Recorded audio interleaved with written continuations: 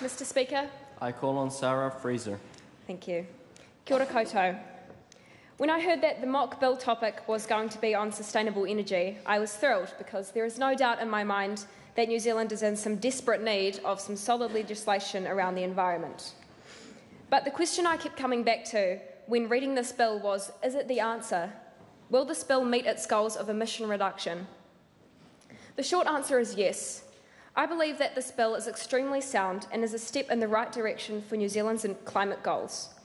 When looking at legislation on the environment, one must consider whether it is a positive advance for a country's role in the reversal of climate change.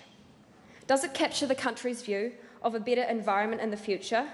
Does it account for the reality of climate change in that particular country? My belief is that the bill fits all of these categories. It sets goals to meet targets and be held accountable for those targets. If put before Parliament as a real bill, I feel sure that it would be a highly positive contribution to New Zealand's environment-related legislation.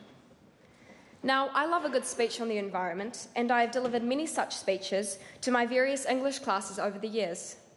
They are part of a somewhat unsuccessful attempt to awaken my peers to the importance and sad reality of climate change. And I find it highly interesting when I step back and look at our generation's response to this issue. There are those who speak up and take action, whether by attending the school's Strive for Climate or speaking about the topic in the debating chamber during Youth Parliament. Then there are those who listen to impassioned speeches about it in English, but stop thinking about it the moment they walk out the door. We are allegedly the generation who are fighting for politicians to do something about climate change, yet I feel this is a skewed view of what our response really is to the issue. Because in reality, young people are either involved with politically driven campaigns like we are, or don't really want to know. While we are a generation that are making our voices heard more than ever, our peers watch us from backstage and aren't granted the same voice.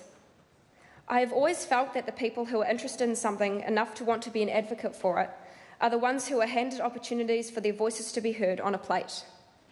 But the people who don't know how to express their interest in something are passed by. The greatest thing about this bill is that it is related to the biggest issue facing our generation. And that is great because those of us who are debating it today are here in Parliament representing not only our mentor MPs, but our friends, our whānau, our schools and our communities. So we are representing those who are passed by. To me, that is the most important thing about being involved in politics. And many of us debating this bill today may have included the input of those who we are surrounded by. Many of us have been able to bring the voice of others into this bill. I fully support this bill and commend it to the House.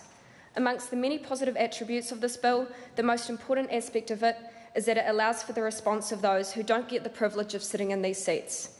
And that, to me, is what a good bill should be. Tēnā koutou. Mr Speaker. I call on Ethan Griffiths. May I just